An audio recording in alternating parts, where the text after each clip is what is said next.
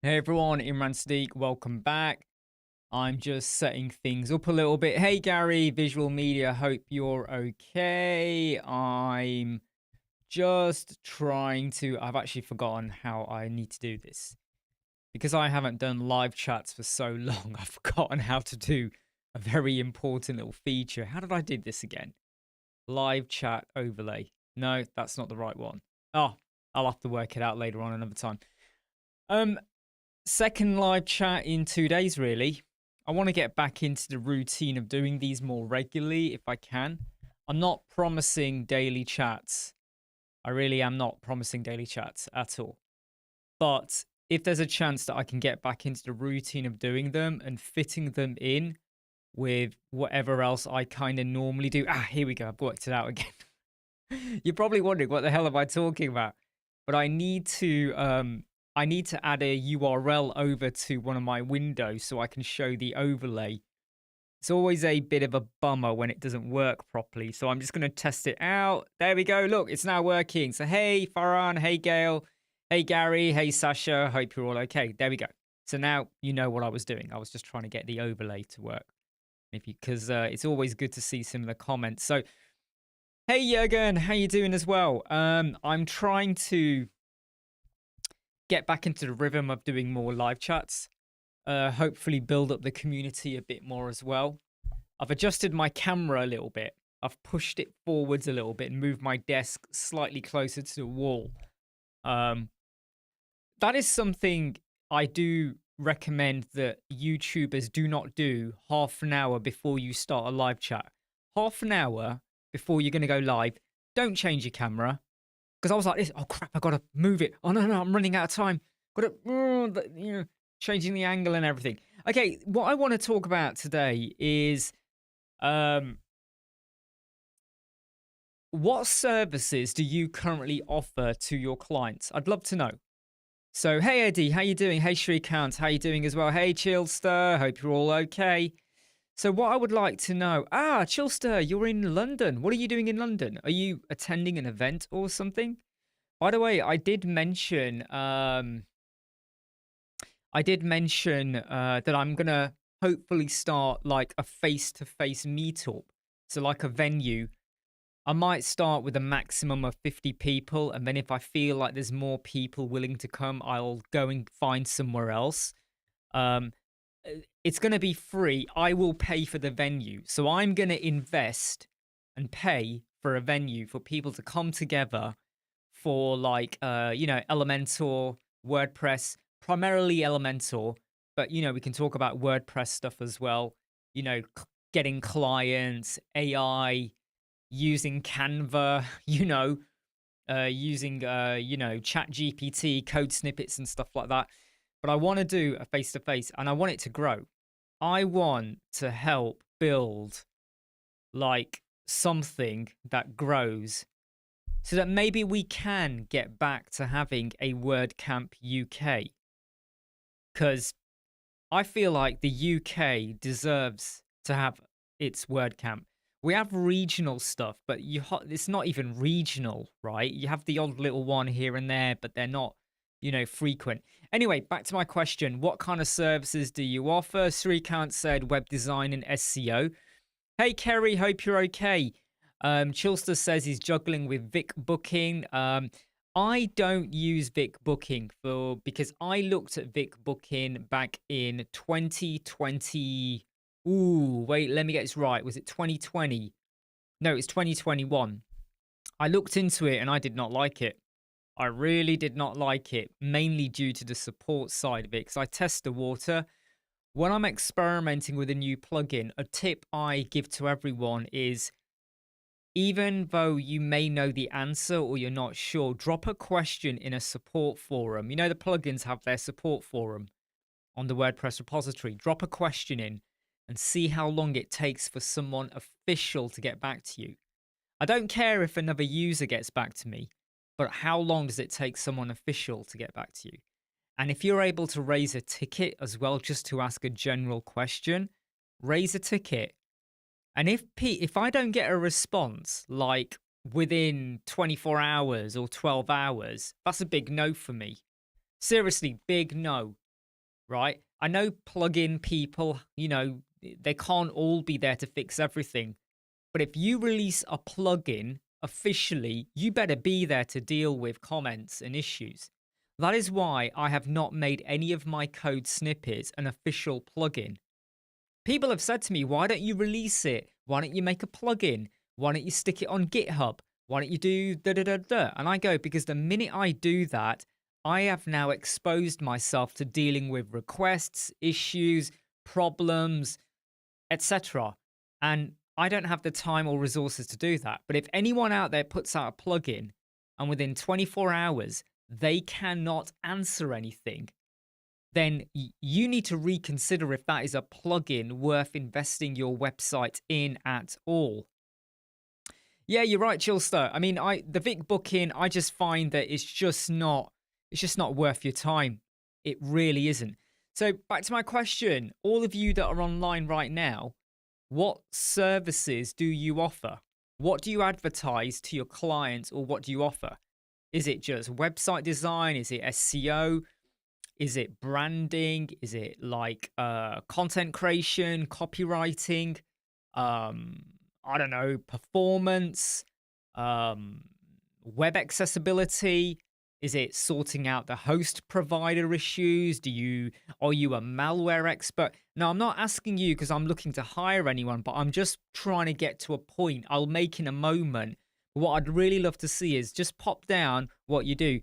So I'm going to quickly click on a few. So Srikant said web design and SEO. Gail said, is it Gay? Is it Gay or Gail? I don't want to pronounce your name wrong, so please just correct me. Web design, maintenance, and WordPress Elementor consultations. Jurgen, web design, SEO copywriting. Chillster, my service, everything that brings more customers. Kind of, yeah. Web design, SEO, content creation. Now, here's the point I'm going to make, and I hope other people join in with their examples as well. How confident or how much do you enjoy everything you've listed? For those people that have gone and put down a service, how many of you actually enjoy everything that you advertise and say you do? So Kerry, web design, care plans, one-on-one Elementor training as well. Gail, got it. Thank you very much for confirming that. It is Gail. Cool.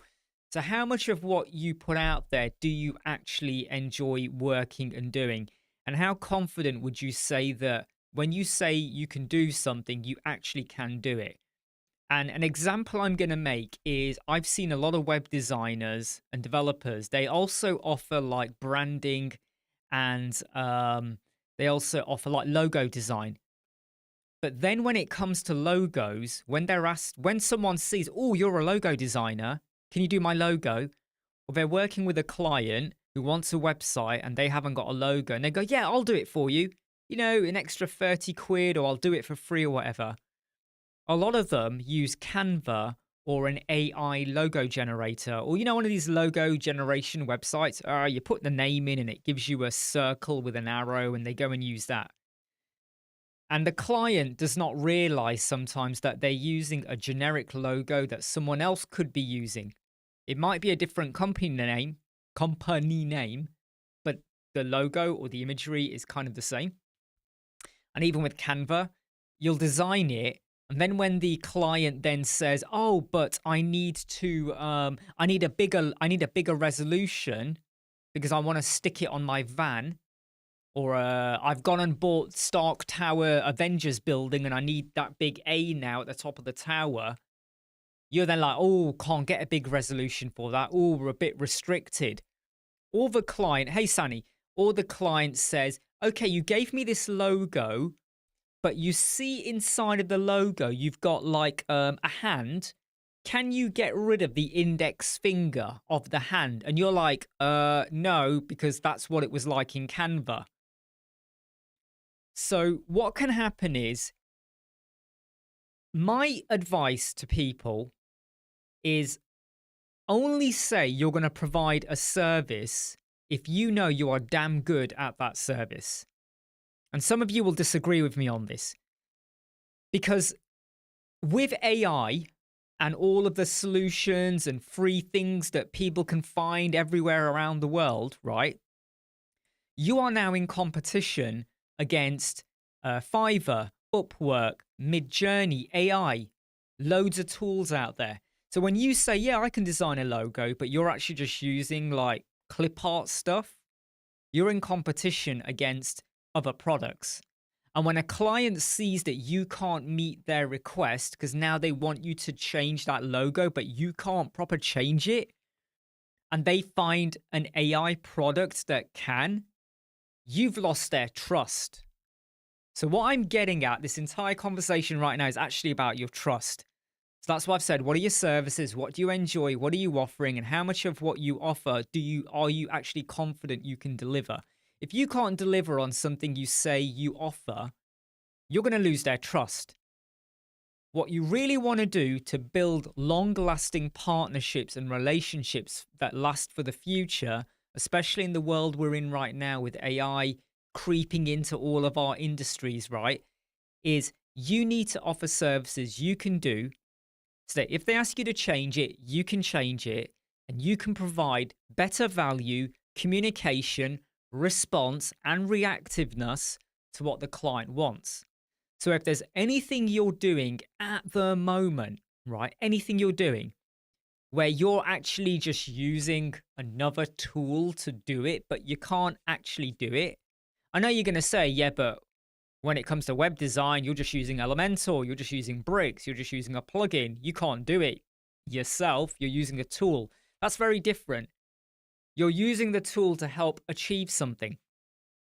But when you just use like an AI logo generator, or you just get an icon off Canva, and then you add a background, and then you go and add some text, and you go, here you go, here's the logo. The moment that client wants a change or tweak, and you're like, oh, I can't do that because that's the icon from Canva, that client is going to shit on you faster than you can say shit. There will be so much shit hitting your face, right? It'll take a long time to wash it off, and it will smell and stink as well. I'm just putting out there that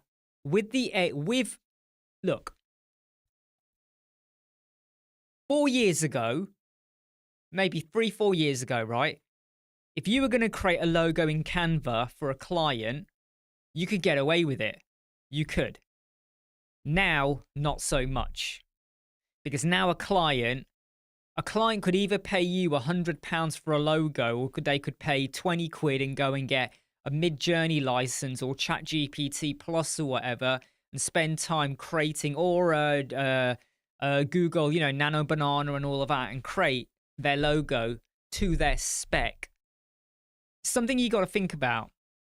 So if any of you are offering any services where you're kind of been winging it a little bit, I would say revisit that. That's what I would say. Kerry says, I've gotten to a place where I only do what I like to do. Life's too short. Exactly. That is exactly my mindset. I can do SEO, but I don't advertise it as much anymore. I can do performance as well, but I don't advertise it anymore.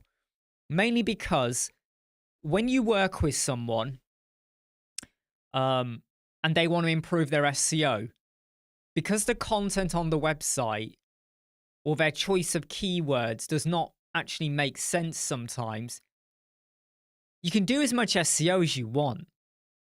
But if you are not marketing alongside the SEO, then your SEO is worth next to nothing.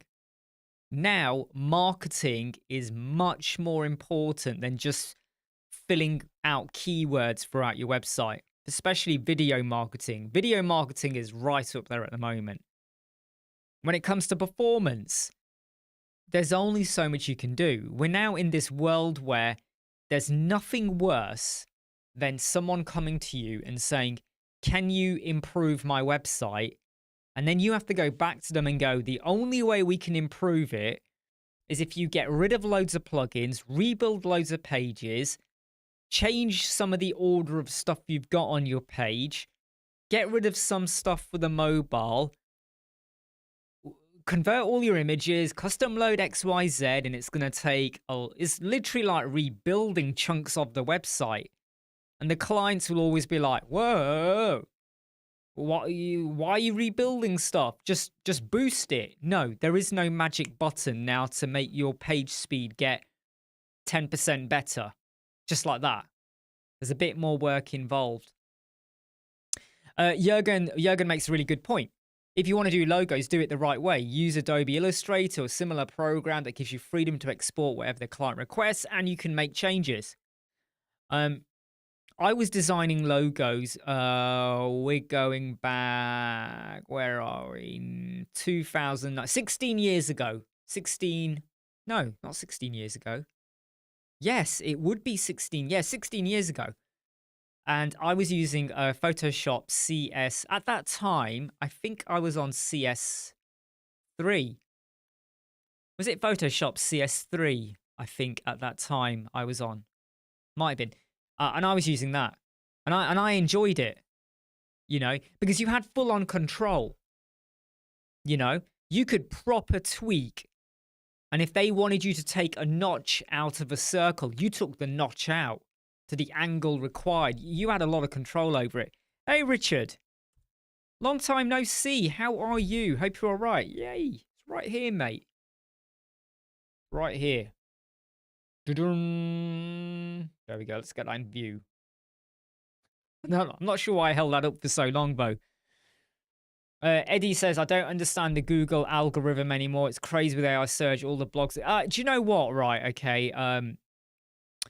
Searching for things is getting manipulated a lot at the moment, Eddie. And there's people out there advising how you can get yourself within like ChatGPT and stuff as well, search results. So it's getting very, very muddy now at the moment. Even with AI making recommendations to you. So people are flooding the system to hopefully get their products. And that's the one problem we're going to have now. There are going to be companies employing people who spend all day writing articles and stuff that promote their products, their Amazon link, their features, and they're going to talk down and shit on other products. Oh, you don't want to use that web designer. Oh, you don't want to use that plugin. Oh, you don't want to buy that trainer. Oh no, this microphone is better than these other microphones, and they're going to name them. So we're going to get to a point where, look, you know, when you think about it, right? AI is machine learning, and AI learns from the information put out, and we are absorbing that. Eventually, we're going to get to a point where AI could get quite thick, I think. There will come a point where it's going to start advising you on stuff. Like, I was looking into holidays for next year, right? And it was coming out with some recommendations which were ultra shit. But you could tell the way it spoke about them, it has got that info from somewhere. So that we're going to get to a point where AI will be like, you know, good days, bad days. John, yeah, I know, yeah, yearly. No, back then you went and bought, you know, your disc. Remember, you went and got your disc for CS3 and you installed it. You put your license key in and away you went. And then we moved into the Creative Cloud, which started off, I think it was £10 a month. And then it went up to £19 a month. And now I think it's more than that. So, yeah. Srikan, what kind of marketing do you advise in addition to SEO? Hey, TikTok, YouTube Shorts, TikTok. I mean, seriously, I don't think there is a better way to advertise yourself. Well, no, let me change that. Portrait videos, okay? I don't know why I did that. I don't know why I've cancelled my phone call, but you need to do portrait videos, right? And you need to then stick those videos. You can use something like buffer.com or Opus Clip, and you want to stick those videos every day, different videos onto Insta, Twitter, LinkedIn, TikTok. YouTube Shorts, not so much. I think the YouTube Shorts for marketing is not a great idea. I find it's not great. But TikTok, Insta, Twitter, LinkedIn. And what you need to do is, I can tell you now, right? there's like an ice cream store, like a dessert place in my village town, Syston, right? There's a car dealer somewhere around there. There's a sandwich store. There's a fruit store. And in the last a pub that's just reopened about 5 minutes away, right? In the last 2 weeks, all of them have started putting videos out now on TikTok. Some of the videos are nonsensical. They're just having a bit of fun, whatever, right? But the majority of them are about, look at our location. Here's where the toilets are. Here's where you go and sit. Here's how you book a table. Here's our menu. Here's what we're serving up today. Oh, look, here's a brand new dessert we've created. Here's like our car park kind of thing. Here's our opening hours. Hey, we've got a karaoke night. And people are using that. And that kind of marketing, okay, when you push out, you can do this for free, okay, to Insta, Twitter, LinkedIn, TikTok. You do like 2 or 3 I recommend you do 2 or 3 videos a day. And some people go, I ain't got time for that. Fuck's sake, right? Grab your phone and record and spend 5-10 minutes recording a video doing different stuff. Then you got your footage, you cut it up. Your videos don't have to be 5 minutes long. It could be 1 minute, could be 10 seconds, could be 5 seconds. I mean, 5 seconds probably too short. You know, you split them up and then you just do it. And then you schedule them in. What do you think I do? Are any of you on here following me on Twitter or LinkedIn? Have you noticed how many portrait videos I have going out every day on Twitter and LinkedIn? Has anyone noticed? I'll wait for someone to leave a comment, by the way. Has anyone seen? Do you know what I do? I record a normal video, right? And that might go on YouTube. I then use Opus clips, right? In fact, shall I show you on screen what I do? Shall I show you on screen? Might help if I show you on screen, actually. Yeah, it might help if I show you on screen. Right, so if I go over to... Right, so we're on Opus clips right now. Can I get this onto full screen? This should work. Yeah, there we go. Right. So I've already uploaded some videos, right? Let me just go to this video here. I uploaded it. £120 a year. I pay for this for Opus Clip. And then what it's done is it's taken this, the video, I think the video was about 6 minutes long. And then it's created 1, 2, 3, 4, 5, 6, 7, 8, 9, 10, 11 shorts. And then I go over here, like I click this, and I mean, no, let me do it to one that I haven't done yet, just so you understand. Let's take this video. So this video came out 1 hour ago. So on YouTube, this video came out 1 hour ago. I then uploaded this video in 4K quality to Opus Clip. And it's now given me 1, 2, 3, 4, 5, 6, 12, 19, no, 15 clips. I release 4 a day, 4 or 5 a day. So I go over here. Look at this. Insta, LinkedIn, TikTok, and Twitter. I don't do YouTube shorts anymore because I feel like they're not great. And look at this. And all I'm going to do is hit select time. And I'm not going to do it now, but let's pretend. And I do this every Monday morning. Every Monday takes me about half an hour. I'll go in and go, right, I want this video to go out at 12 o'clock midday. Boom, hit schedule and it will schedule all of that. And I'll do it for Monday to Sunday. Half an hour Monday morning. Let's get out of that. Right, half an hour Monday morning. Let me just close this down because I don't want to get this wrong. If I get this wrong, it'll mess up what I'm doing. Wait a minute. Let me just get this back over here. Here we go, right? So half an hour Monday morning, I will have scheduled 4 or 5 of those videos every day to 4 different social media accounts, including TikTok, Monday to Sunday. Done. Done. That was a 6-minute video. And I got out of that 15 shorts. So normally, if I'm doing, say, let's just say 5 a day, it's usually about 5 a day. So that's going to be 35 shorts I need. Well, I've got 15. There might be a couple of other videos, and that gets me up to my 35, 40 I need. And then I just schedule them. That's your marketing done. So many people make this big meal. When I first started using Twitter, right, and I used to do creative writing, and I went to a writing event. I was quite well known because I was using Twitter a lot. And I remember I was in this seminar talk, talking about writing and how do you get yourself out there, PR, marketing, and all of that. And there were lots of self-publishers there as well. And no disrespect, right? But a lot of those self-publishers and people that were writing life stories, I don't mean this disrespectively, right? But a lot of them were in their 50s, 60s, 70s. Some were in their 80s as well, right? I don't mean no disrespect, but they were old people, okay? Elderly people. And they were like, I ain't got time to do Twitter. I ain't got time to do that. It's all right for you. And I look at you, you young people, you grew up with all this shit. I'm like, no. And I told them my age, and I was like, no, I did not grow up with this tech. I just moved with the times, and I've only just started using Twitter in the last 6 months.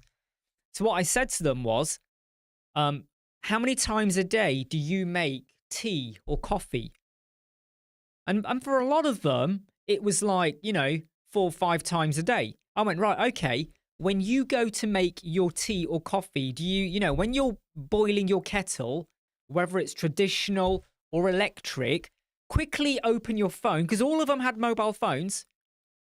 Some of them still had Nokias, I've got to admit, they didn't have a smartphone, but most of them all had phones where they could do it. And I basically said, all you got to do is go and open Twitter, right? Go click post, and then just write a post. Write about what you're working on. Write about your character. Write about how many words you've done. Write about your next challenge. Write about your antagonist, your protagonist, your conflict, your hook, your cliffhangers. Are you working on book 2? You're all at this event. Have you taken any photos? Why don't you let people know about it? I said, you do that. You're marketing. You're out there. And you could literally see the penny go bing on so many of them. So when so many companies at the moment, they go, build me a website, and they think they're going to get to page 1 on Google, or you built the website and they go, no one's visiting, no one's booking any calls, no one's buying anything. What did you do wrong? And my question back to them is, what marketing have you done? What do you mean marketing? I paid you to do the SEO keywords. Yeah, we did the keywords, but what marketing are you doing?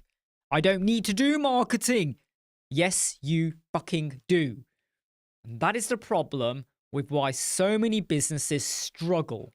They just don't get into their head or understand that no matter how big and popular you are, you have to let the world know about you. Why does Coca-Cola still do adverts? They don't need to do it. Pepsi. Why does McDonald's do adverts? I mean, come on. Do McDonald's need to do adverts? Will anyone in the world, probably someone, not know who McDonald's are or what they offer or whatever, but they still advertise? No matter how big you are, no matter how fancy you made your website, no matter how many keywords you popped in, or how many McDonald's stores you got, or how many Pepsi Maxes are loaded into every fridge of every corner shop and supermarket around the world, you still need to do marketing. I'm telling you, right? Whether it's you, your client's business, or anyone out there, if you are just relying... Oh, by the way, I should say hi to everyone that's come in. Hey, Mark, how you doing? Hey, Born Pixel. Hey, Akif, how you doing? Hey, Donnell, good to see you here as well. So Srinath says, okay, recording, talking videos. Any idea on how to deal with thinking, I look out of place and nod, I know it's a mind thing, but have you dealt with it? Okay, look. Hey, VJ, right. This is a really good question, by the way, okay. I'm not a supermodel. Look at me. Let me just sort my hair out now. But look at me, look at you. Right? Look at me, look at you. right? Look at us. Who are we? Look at half of the content creators out there. We've moved in the last, definitely the last 15 years, definitely 15 years. If you go back 25 years, you had to look a certain way if you were going to make it anywhere if there was a camera on you, right? But in the last 15 years, right, the dial has moved. I don't care how thin you are, how fat you are. I don't care how many triple chins you got. I don't care what you eat. I don't care what you wear. I don't care about your hairstyle, color of your skin, your accent even. I don't care if you got glasses, no glasses, weird contact lenses, makeup, whatever, right? Office layout. Your audio does matter. If you got shit audio, don't bother. People do not forgive bad audio. Visuals, you can just about get away with if it's grainy and noisy, whatever. But if it's a shit audio, people don't like it. But we are in a world now where if you got something to say, just say it. If you got, when I say just say it, don't be political. Don't be condescending. Don't troll people. Don't try and poke people just because you feel like you got the power to poke them. You know, don't make someone feel small because you got an agenda against them, right? You know, if you don't like what they do, unless they are categorically wrong, let it go. But I would say, don't worry. Seriously, do not worry. Do you know, I mean, I'm not going to lie, because I am 46 years old, right? I am one of those people that I'm not ashamed to admit that when I used to interview people, when they came for a job, you're always told, do not judge them on the way they look. I do take it into account because I need to know, are they going to be able to carry themselves and the reputation of the office and what we're doing when they're out there? Or are they just going to turn up in ripped jeans and shit like that? Take care, Richard, right?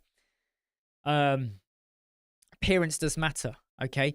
And sometimes I will see like a TikTok video or a YouTube short or something on Twitter where someone is like advertising something, and I look at them and for a split second, and I do mean this honestly, and that's what the real chat that we're doing right now is all about. We keep it real, right? We're not pissing around and trying to be woke or anything like that, okay? We're keeping it real, okay?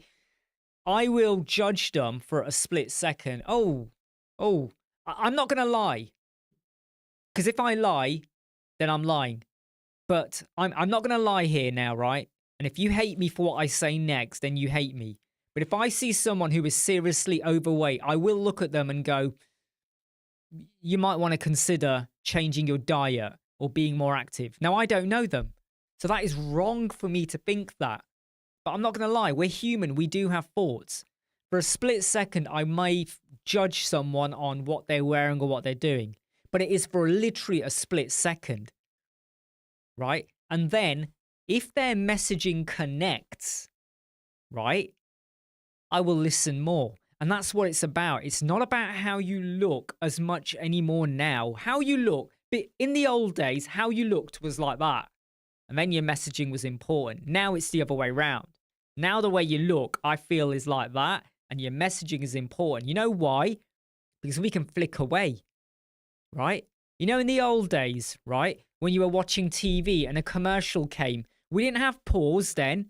We didn't have forward. We didn't have skip, right? We didn't have many channels.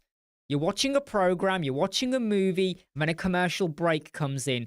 And even though the 5 or 6 adverts that played were ultra shit, you had to sit through them or look away or talk to someone, but you could still hear it. They were there.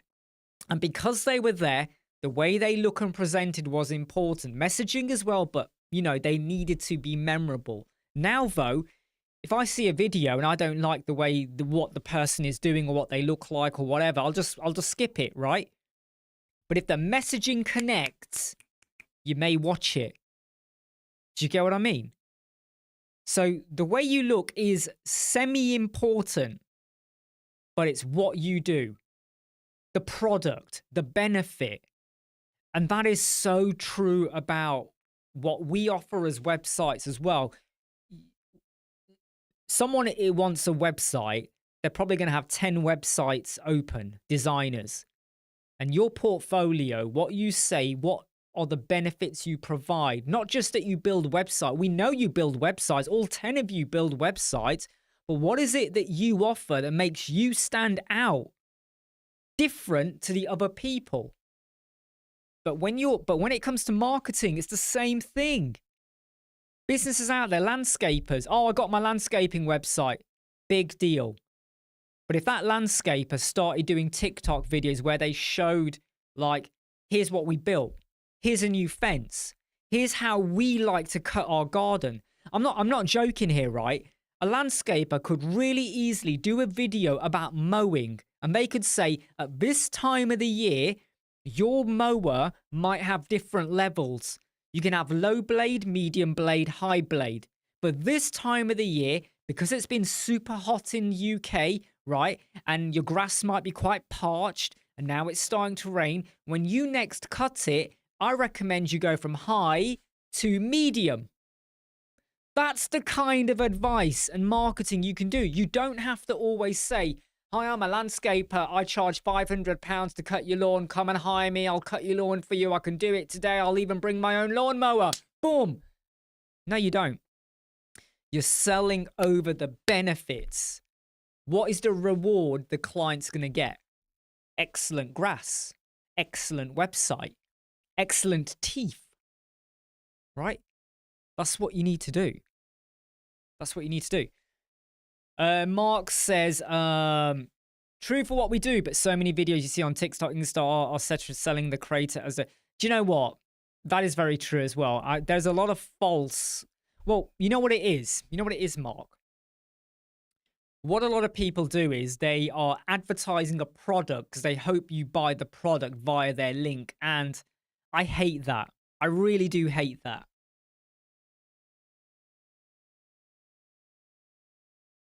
I mean, there's nothing wrong with it. They're just a reseller. But sometimes I don't trust them as much because what's happening is they'll be going like, ooh, this mouse is so amazing. You gotta buy it. Click the link. They're only saying, this mouse does feel nice, actually. It's quite smooth. They're only saying that because they want you to buy. You know, they'll say whatever they want to get you to click the link. No problem, Serena. I hope that helps. Paul, how are you doing? Happy weekend to all. I hope so too. But even though it may be hammering down with rain pretty damn soon. So yeah, if your clients are not marketing, give them that kind of example. And the best example I would give them is the McDonald's one. Because everyone knows about McDonald's. Everyone is familiar with the adverts. And the adverts aren't just on TV. They're on radio. They're on YouTube. You know, they're on billboards. There's always some form of McDonald's marketing that you're going to see somewhere. And they don't have to. They seriously don't have to. They could stop marketing today for one whole year. And I don't think there would be a significant drop in their income or how many customers they have. But they want to build up more. That's why they do it. They want to attract more people in because people die and people are born. Even though the people are born probably won't buy it because they're like babies, but you know. They monetize. Yeah, well, maybe I should start selling mice. What do you think, Mark? Maybe I should start. This, I have to say, though, you know the Logitech mouse, right? These Logitech mouses, okay?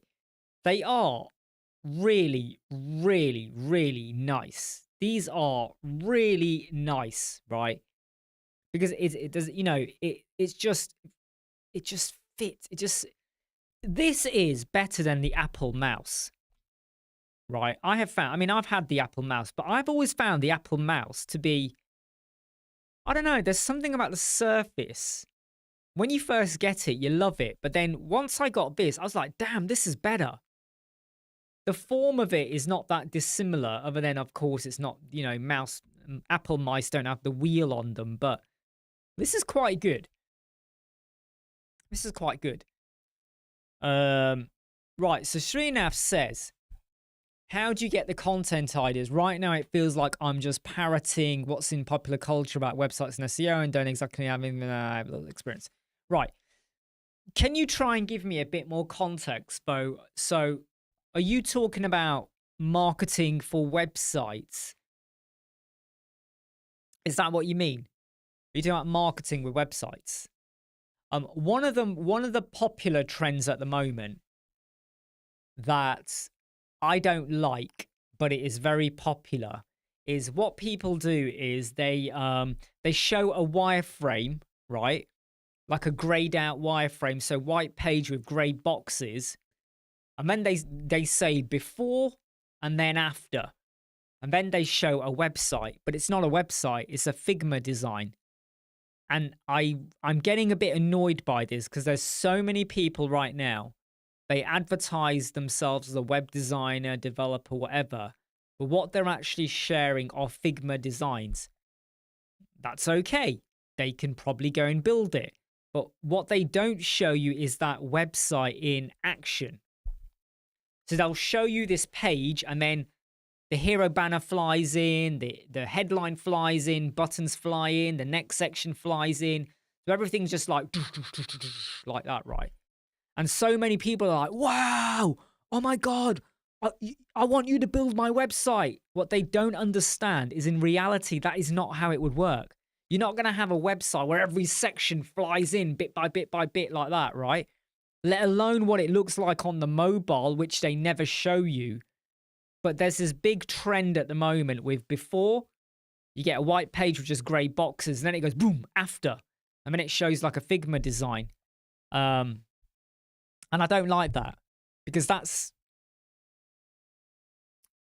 it's a bit false, right?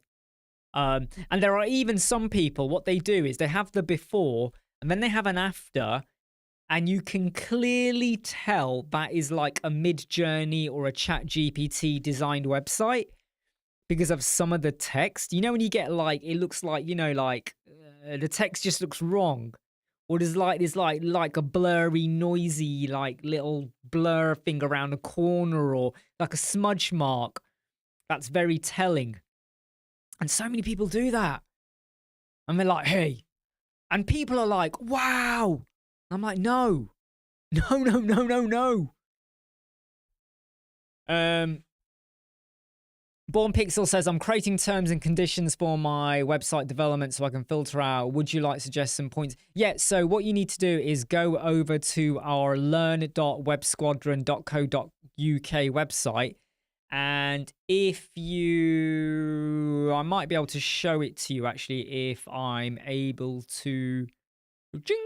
Right, so if you... Well, look, by the way, $10 you get everything, right? But if you don't want to get everything, what you want to do is get it from over here, which is $2. So the formal pack, this contains inside of it privacy policy, cookies policy, web accessibility statement, and the terms and conditions, the ones that we use. So if you want, you can go and get it from there. Or my recommendation is, rather than doing that, why don't you just get the full batch pack, which will give you 1, 2, 3, 4, 5, 6, 7, 8, 9. So you get all of these packs for $10. So rather than paying $18, you get it for 10. But yeah, bit of marketing there. But yeah, have a look at that. That might help you. But yeah, that's the reason I've done those packs, by the way, so that I don't have to always repeat what I would do. Donal, how many plugins, how much code, how much animation, how will it be built? Huh? Oh, was that in response to something I said? Was that in response to something I said? I can't remember now. What was I talking about? What was I talking about, Donal? What was I talking about? Oh, Donal, I can't remember what I was talking about now. I'm sure what you've written is in relation. Oh, Figma. Yes. Exactly. So And that's the other thing, right? They show you this before. Has anyone seen it on TikTok, YouTube Shorts, and Twitter and places? They show you that, and there's no mention of the tech or what they're using.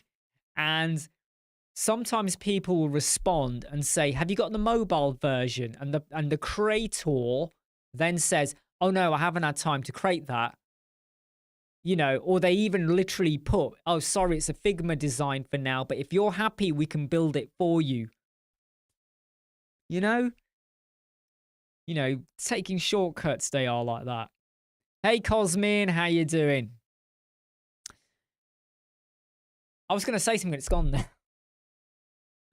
My brain is always racing at like million miles times light speed kind of thing.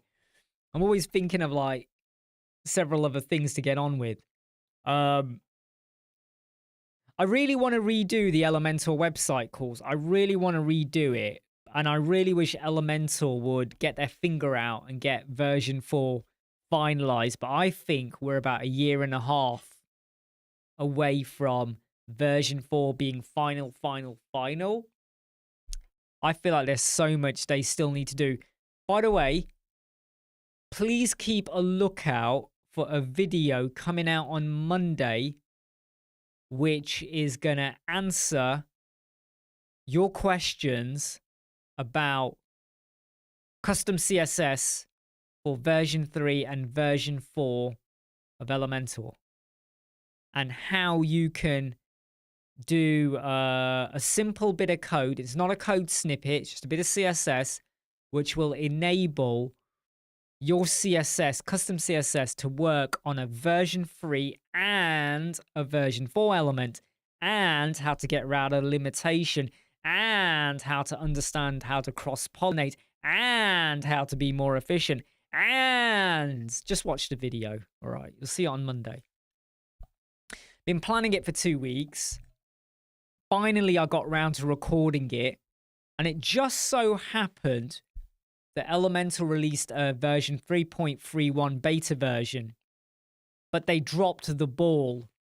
So when it comes to, and this is only for version 4 Elementor components, atomic components, when you go to your text now, you can add variables. So you can add a variable for extra large, large, medium, right? What they've done is not giving you the ability to add a font clamp for the variables. You can do it for your normal typography, but not the variable aspect of it. If you're familiar or you have played around with version 4, you'll know what I'm talking about. If not, just accept what I'm saying. In this day and age, if you are going to release any component that has a typography feature or anything where you can set the sizing, just doing pixel, EM, REM, VW, or VH is not enough. You have to include the function for you to drop in a formula for your clamp. It is not enough to say it's coming. I'm sorry, but that's a big ball drop. Boom. In this day and age now, if anyone, and I mean any page builder, not just Elementor, I'm talking about every page builder, even WordPress, Gutenberg, every single one, if you're going to release anything where you have the option to set the size, okay, just saying, I'll give you pixel, I'll give you percentage, I'll give you EM, I'll give you REM, I'll give you VW, I'll give you VH, is not enough. You have to include the ability to drop in a formula, because we are very much in the responsive, fluid world right now. And I just feel like, I just don't get, why would you do it without it? Like, it must have taken time to build those widgets and that feature, but why would you do it without the formula? Just does not make sense to me. Really doesn't. I know Born Pixel, too many and. I know. I did wonder how far I could go, and eventually my brain hit a brick wall. I went, right, I better stop now. No more ands. Give the ands a rest, right? Sunny, can you recommend a booking plugin for Elementor? So my recommendation back to you, Sunny, is what do you want to do with it? So my answer is, what are you trying to do with it? Are you going to take deposits? Are you going to take money? Are you doing it by the hour, by time? Is it for one person, multiple people? Will there be variation for adult prices, child prices? Will there be seasonal variation, seasonal prices kind of thing? Is it very basic booking? So you got to think about all these little things. And my recommendation to you is you open ChatGPT and you say, I want a booking plugin that works with Elementor. Are you after a free plugin or a premium? If you are premium, what's your client likely to pay? $20 a month? A one-off cost without monthly recurring? And then you got to think about, you list down everything you want it to do. All right? Not everything, but what is important or critical that you want to do. And then hopefully ChatGPT will pump something out. And the other recommendation is you go to Google, right? And you type in WordPress booking plugin. Then you change Google's search to be latest month. And you will probably find 4 or 5 blogs about booking plugins for WordPress or even Elementor. And you study it. And you test it. And you assess which one is going to tick your boxes. Because we could all tell you right now, go and use Amelia, go and use Jet Booking, go and use MotoPress's booking thing, go and use WP Booking, go and use da. But only you are going to know what you need. It's like someone saying, can you recommend a car? Well, 2 people, 4 people, 5 people, 7 people. Convertible, non-convertible. Petrol, diesel, hybrid, alloys, aircon, heated seats, heated steering wheel. Right? So what you want is determined by... No, what you need to use is most likely going to be determined by what you need. What is your wish list? You pump that in. People have no excuse now. And by the way, Sunny, I'm not having a go, but no one has any excuse to ask anyone, what's the best plugin to use? What's the best staging website? What's the best host provider? What's the best XYZ? Where do I get these trousers from? My toilet's broken. What do I do with it? What's the best car? I need XYZ. Where do I go for this? You now, well, no. In the last 10 years, you should have been able, not you, Sunny, but everyone in the world should have been able to go to Google, ask a question, and then sift through the blogs and stuff. But with ChatGPT now, I am sick to death of some of the questions I see posted on forums, even the Elementor one, where people are like, how do I do this? I got this error. What does this mean? I installed XYZ. I don't understand that. How do I go from here? What about this plugin? Should I use it? I've got these 4 plugins. Which one do you think is best? You got ChatGPT. You got AI. Ask them. Because the answer they give you pretty quickly, you can then go, right, but what do you mean by that? Okay, great. You said this is good, but what if I want to do that? But if I can't do it, where would I go? Is there a cost? Can I test it out? Is there any examples? You can fine-tune your question to get the answer you want. How do you think I and other people build our code snippets? How do you think we do it? How do you think we do it? What we do is we say to ChatGPT, I want to do XYZ. I released a snippet for the snippet, what was it called? The snippet manager about 2 weeks ago, 3 weeks ago. You know the one I released where it organized your snippets in WordPress? I said to code snippet, ChatGPT, I want a code snippet that's going to allow me to do XYZ. And it did it. And I went, okay, cool. Now I want it to go a stage further. So make sure if I remove or delete It doesn't delete it from there. It did it. Okay, now I want to hide, but it doesn't hide it, just hides it, but I can unhide it. It did it after a few goes. Okay, now I want to have the ability to like do something else with it. Give me some icons and blah, blah, blah, blah, blah. Back and forth and back and forth, we got there. Stress tested it, put it out there. There's so much more now we can do if we just put our minds to it. Mark's right. A lot of the questions I'm seeing in the Web Squadron forum, in the YouTube comments on my videos, in the Elementor groups and other places should definitely be behind us. Right? For me now, a lot of the questions, I just look at them and I literally just feel like you're either not using AI or you're completely overlooked the fact that you could have used AI, because I know loads of people, right? They think ChatGPT is good for finding a recipe or checking what the weather's like today, or for writing a reply to a letter, or what I really basic things, and they totally underestimate, right? Like you want to go on holiday next year and your budget is $2,000 and it's you and your son, and you would like it to be family friendly, you would like it to have a hot tub, you don't want to be spending more than 2 hours travel time on the plane from preferably East Midlands Airport, but you're willing to look at other UK airports, but the travel time in the airplane must be well within 2 hours. What do you recommend? And it might be at this time of the year, and you don't mind if the weather generally is between 15 degrees to whatever, right above that, yeah.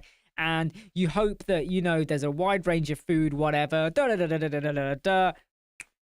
ChatGPT may give you the most bullshittest answer ever, or it may suddenly give you a recommendation that you never would have considered. Because whenever you went to Jet2 holidays and other websites, you always were like, well, all right, maybe we'll go Portugal, or maybe we'll look at, Tenerife, or you're just looking at all the recommendations they give you. But AI is going to open your mind to, ChatGPT gave me a way to use Terminal on my Mac to download 4K quad. You know, right down, we're on YouTube right now, live. What if earlier I was talking about marketing and using videos.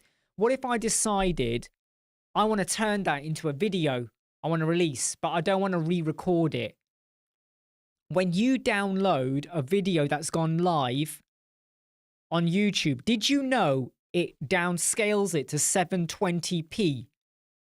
So this video is in 2K quality. That's the best I can get out of live chat. It will downscale it to 720p. Ultra shit. I asked ChatGPT. It said, open up your terminal, right? Open up the video. Use this extension for free to download cookies text, right? Then open up your terminal. Then enter in this bit of code with the video URL. And you know what it then gives me? The 2K quality video and the sound. So I can reuse it. What the fuck? Because there is not a single blog post out there that tells you how to do this. So all this time, the facility was there. And AI told me what to do. And that's what we need to do.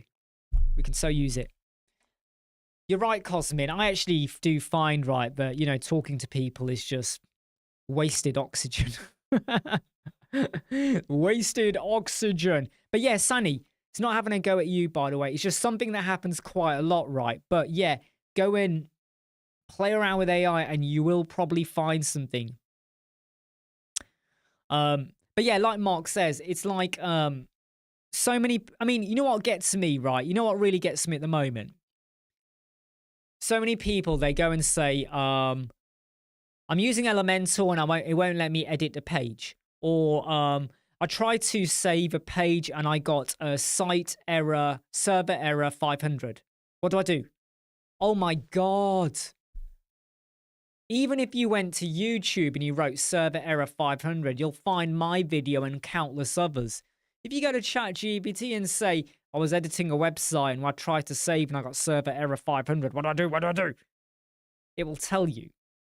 But I think some people are still trapped in that mindset where they feel like I need someone to tell me. We are now way neck deep in a world now where we can self-serve and help ourselves. And I'm telling you, the day they say you can get your own robot to get your Pepsi Maxes from the fridge for you, I am getting it. Do you know what I mean? I mean, can you imagine if there's like a robot and I'm like, robot, cat's just done a shit in the toilet over there, the litter tray. Can you go clean it out? And the robot goes, no problem. And it trundles along and it kind of goes, it's got its scooper, scoops up all the shit and whatever. And then it kind of goes, it's not pissing because it's a robot. I don't think robots can piss, but it's like spraying some like special smelling stuff, whatever, neutralizer, deodorizer. And then it kind of goes, right. Well, I hope it doesn't do that because then it will just hit me. But it goes and puts it in a bin, right? And it cleans everything up. And you could say, yeah, but you should do that. Yeah, but obviously there's going to still be stuff I have to do, like plug in the robot's charger maybe. But I'm telling you, right? Self-serve.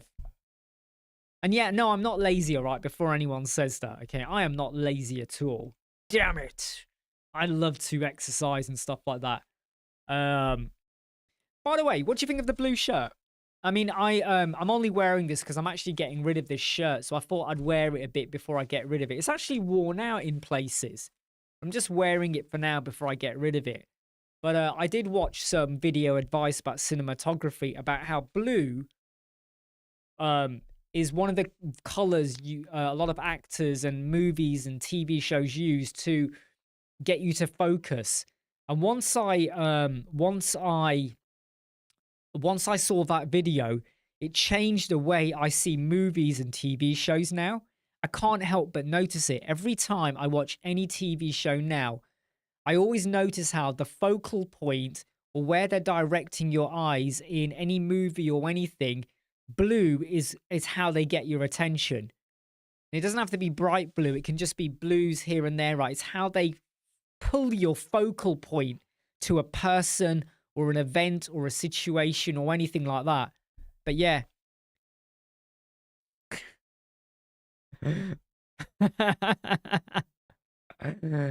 Makes total sense, doesn't it, Mark? You got a blue one, I think, in your avatar, haven't you? This is Mark. Mark Harris's photo, by the way, was taken, must be about 40 years ago.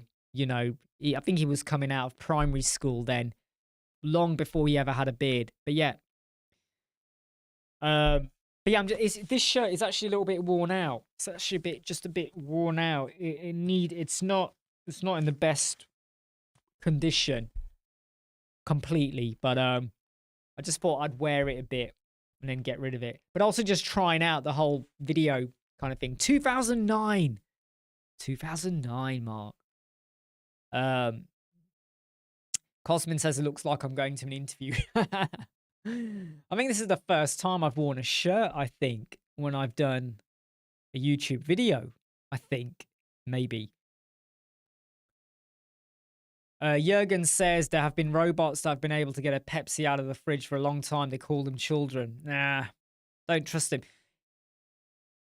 There was a time when I asked my son to get me one, and he thought it was funny to shake it because he'd seen a video on it, and boy, was I not happy. Because when I opened it, it was like, it didn't blow up, but it was kind of like, you know, all the way around, and I had to kind of like, I was like fighting the power of the bubbles and fizz. Right, we've been live for 1 hour, 4 minutes. My son will be home in a bit, so I'll be clocking off in a moment just to go and get on with some other stuff. Just tidy up a few things before I wrap up for today. So yeah, in terms of live chats, I'm not sure if I'm going to be coming back on doing daily Monday to Friday, but I am going to try to do Tuesday to Friday or Tuesday to Thursday.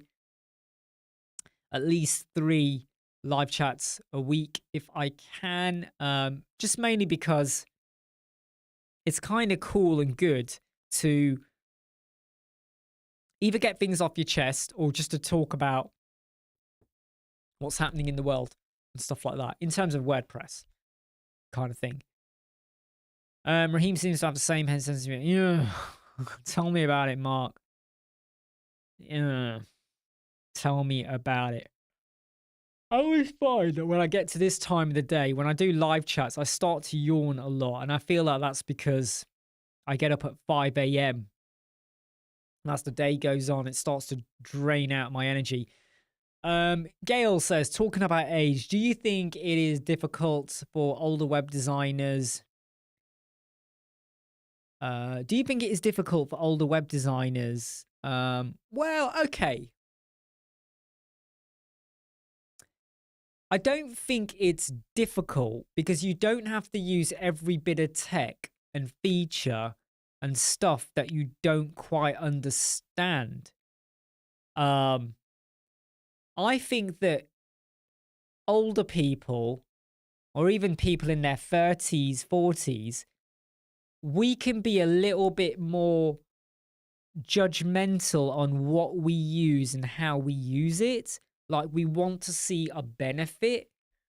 Whereas Mark does make a good point. Youngsters often get blindsided by everyone else is using this, so we'll use it. But then they don't have the problem-solving skills to get around a problem.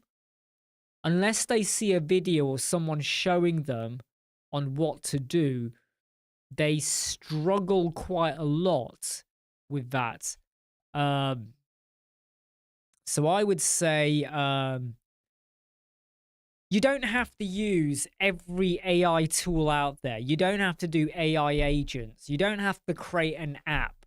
You don't have to start, connecting your form to a server that then goes over here and it sends stuff out.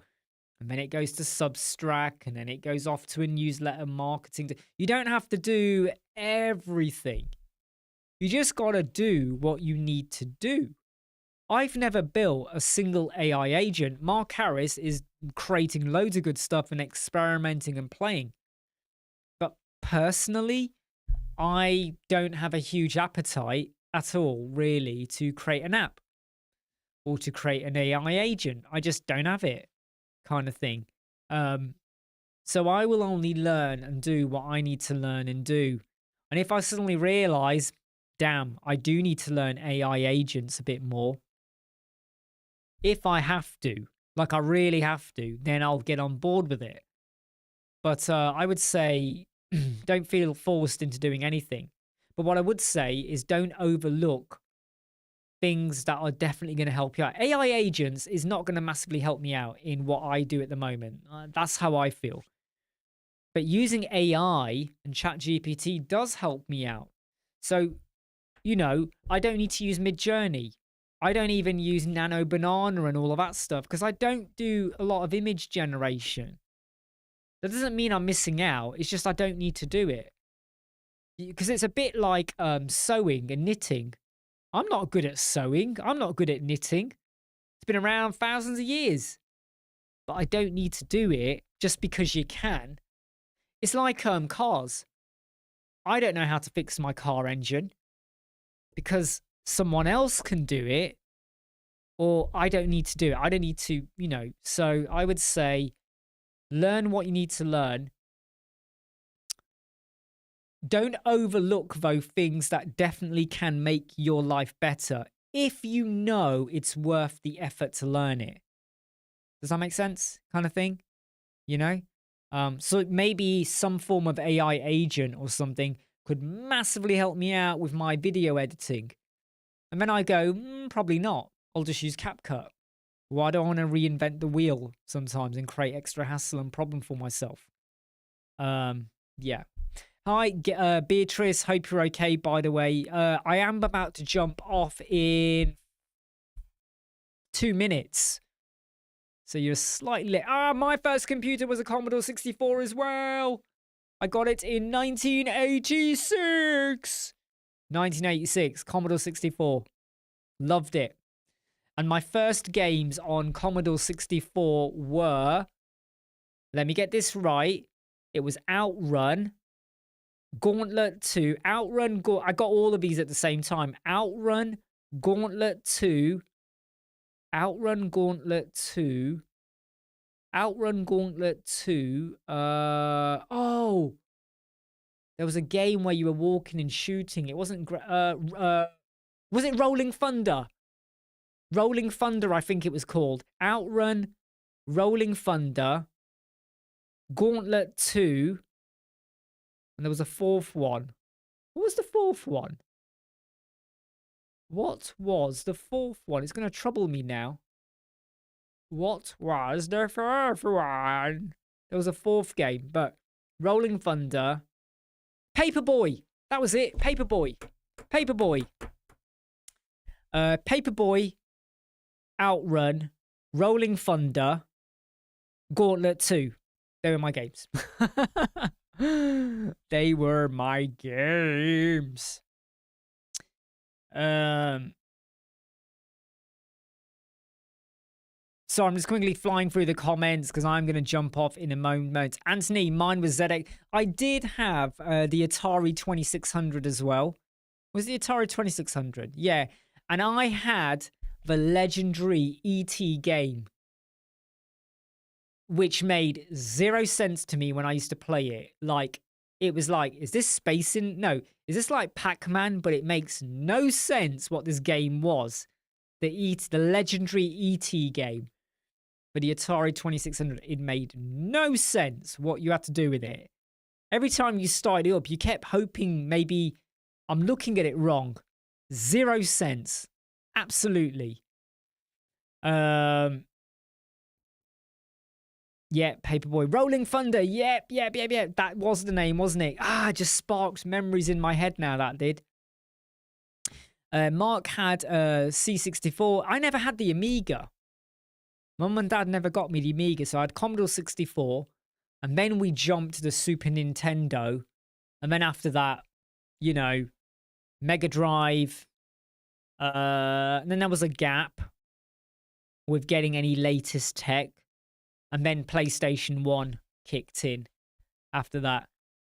Okay, everyone, I'm going to jump off now. Maybe we should do a conversation one day, a live chat, where I just let everybody talk about the fun we all had with our games when we were kids. And what was your first system you got? What was your first gaming system you had? You know, Commodore 64, the tapes. You know, how many of you, before we jump off, how many of you used to swap games with your friends? You go and get a tape, you record a game onto the tape, and you realize the recorded version did not work. How many of you did that? And boy, oh boy, did I hate when you died and you had to put side B, rewind it, and load it again to restart the game. Oh my God. And the hardest game I ever played was Predator. Did anyone here ever play Predator on the Commodore 64? Hey, Rashad, did anyone ever play Predator on the Commodore 64? Right? You have to load side A, then you have to flip it over and load side B. The game would start, and within like, I'm telling you, right? As soon as the Predator's triangle appeared, you were done. It was so bloody hard. Within 15, 20 seconds, you were done. And then you had to rewind. Then you had to rewind side B and load it again. Oh my God. But so many of us used to swap games with our friends, right? Copy it, and it didn't work. You'd be like, what? What? Such a pain in the ass. Such an ass. And yeah, I even got a book. I'm going to end it now, right? I got a book from a library, right? And what it said was you could create this, like, it was like an Egyptian game. And it was like, it was about that thick. And I must have spent weeks and weeks and weeks copying this book, the program, you know, go to here, do this, do that, copying this program, right? And then it stopped working. It didn't work. Didn't work. And I used to get the Commodore 64 magazine that used to come out in the UK and used to get demos. And probably one of the best demos ever was Arnie. So it's like, you know, like a top view and your little character, like an Arnold Schwarzenegger commando, but you were very tiny. And it was so fun. It was so much fun. I think we should talk about video games in the next live chat. You know, fuck WordPress. Let's just talk about video games. Right, everyone, I'm going to jump off now. Son will be home. He's going to call me up any minute now. And I know, so I better be ready for his phone call. He'll ask for something and I'll say no. And we get into an argument. Stay safe. See you all soon. Bye.